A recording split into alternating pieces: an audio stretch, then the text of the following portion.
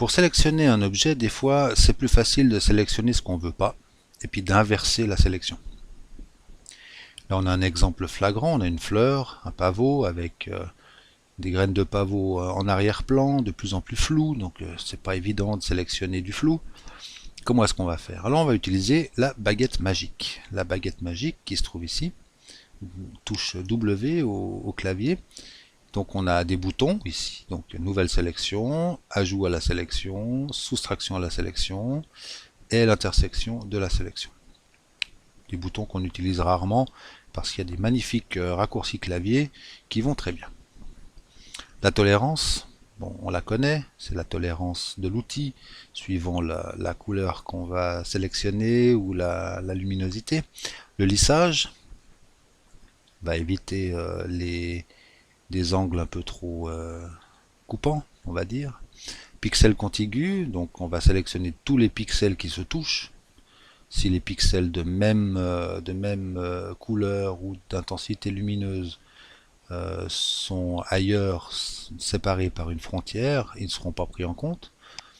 Alors que si on décoche pixel contigu, donc tous les pixels correspondant à ceux que je clique seront sélectionnés.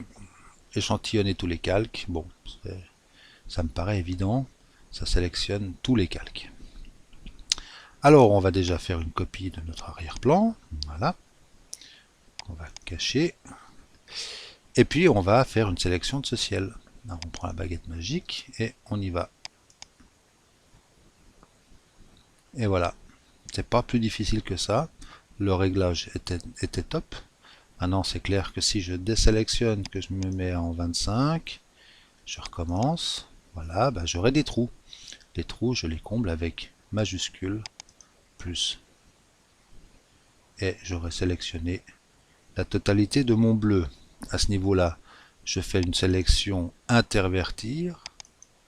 C'est pas le ciel que je veux, mais la fleur. Et j'aurai une magnifique sélection, mieux que ce que je pourrais faire à la main. Et j'ai plus qu'à modifier ma fleur. Par exemple, baisser la luminosité et augmenter un peu le contraste. Par exemple. Voilà. C'était une idée de réglage qu'on peut faire. Alors forcément, la sélection par rapport au calque de réglage, on connaît. Ça fait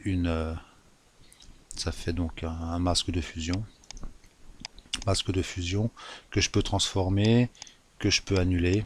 Donc ça c'est le ciel aurait été assombri aussi, c'est ce que je voulais pas, donc d'où la sélection.